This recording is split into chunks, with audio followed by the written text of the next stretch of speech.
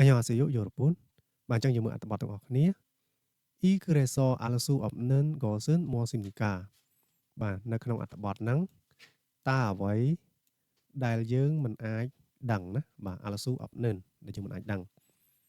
한국에서는 커피를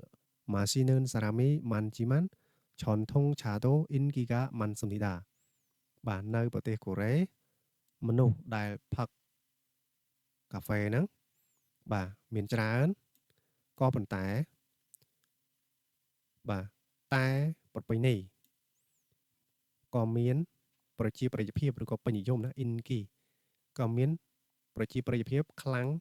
ផងដែរ ជួនចូលខំគៀខលសើលតែ따뜻한 생강자나 유자차를 마시면 좋습니다. បាទ 생강차 បាទតែខ្ញី 유자차 បាទតែក្រូចណាបាទតែក្រូចបាទបែបនេះណាបាទ 유자 ឆាណាអញ្ចឹងមើលថាខែរងាត្រជាក់ហ្នឹងបាទរដូវរងាត្រជាក់ហ្នឹងដែលត្រជាក់ហ្នឹងបាទនៅពេលដែលយើងឆ្លងបាទ Cholida ឆ្លងណានៅពេលដែលយើងឆ្លងជំងឺផ្ដាសាយអញ្ចឹងបាទប្រសិនបើយើងញ៉ាំបាទអីគេតែខ្ញីក្តៅក្តៅឬក៏តែក្រូចក្តៅក្តៅហ្នឹងគឺវាល្អណាបាទវាល្អ비타민 C가 많은 감잎បាទ감잎 차나 귤차를 마시는 것도 좋습니다. 감잎 차 បាទតែស្លឹកត្រឡប់ណាបាទតែស្លឹកត្រឡប់បាទខ្ជូលឆាតែទឹកឃ្មុំបាទអញ្ចឹងការដែលយើងផឹកតែត្រឡប់ស្លឹកត្រឡប់ឬក៏តែទឹកឃ្មុំហ្នឹង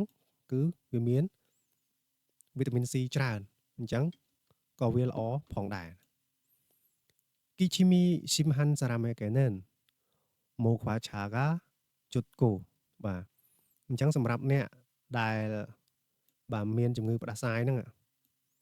បាទធ្ងន់ធ្ងរ simhada អញ្ចឹងគឺគាត់ញ៉ាំ moquacha បាទ moquacha របៀបតែផ្លែប៉ោមដែរណាបាទអញ្ចឹងការញ៉ាំតែផ្លែប៉ោមហ្នឹងក៏ល្អ 위가 좋지 않나 소화가 잘 안 되는 사람에게는 kokwacha가 좋습니다 អញ្ចឹងសម្រាប់អ្នកដែលមានបញ្ហាបាទកាពះមិនសូវល្អឬក៏ការរំលាយអាហារហ្នឹងមិនសូវបានល្អអញ្ចឹងញ៉ាំបាទតែផ្កាវាផ្កាម្លិះដែរណាគឺល្អណាបាទគុកវ៉ាឆាគុកវ៉ាផ្កាបែបនេះណានេះបាទផ្កាពណ៌សហ្នឹងបាទតែផ្កាហ្នឹងណាបាទ 그리고 피부에 좋은 매실차도 있습니다 បាទហើយសម្រាប់ឲ្យស្បែកអ្នកដែលត្រូវការស្បែកល្អហ្នឹងបាទគឺគេឲ្យញ៉ាំ